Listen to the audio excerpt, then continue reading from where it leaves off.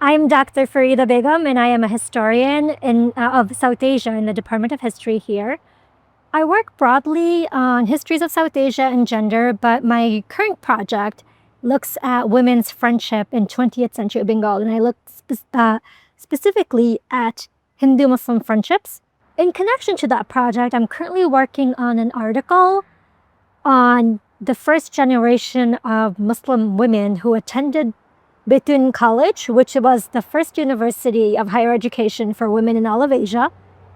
And Betun College was founded in 1849, and then by 1870s, it became a college. So it started as a school, became a college. And by the time we get to the 1920s, it's had, a few generations of students, but they don't have a Muslim student until the 1920s, which is unusual. If you think about the fact that the region of Bengal that I look at was predominantly, it's just slightly Muslim. It's about like 49% Muslim Hindu population. And so I'm looking at these women who attended Betun College in 1930s and kind of what it meant for these young girls to leave their homes from various provinces, regions of Bengal with sometimes different linguistic identities, but different ethnic identities, and also certainly different religious identities from the majority of the student population.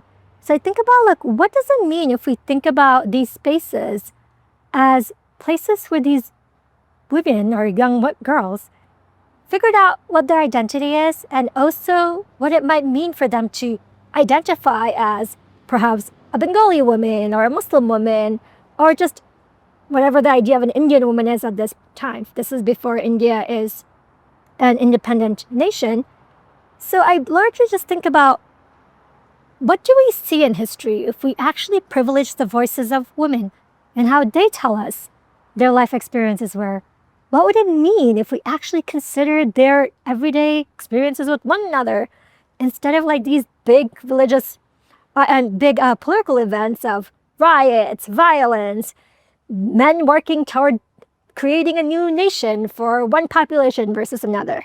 And I've been really fortunate to get funding from WIRE for a project that allowed me to go to the British Library and look at some of the archives there that the British have collected. So I was looking primarily at colonial documents and educational reports in particular, just to see what the government reports and what the government policies might have been that allowed these girls to come to the space together, and also whether it had much of an impact on how these girls came to see one another.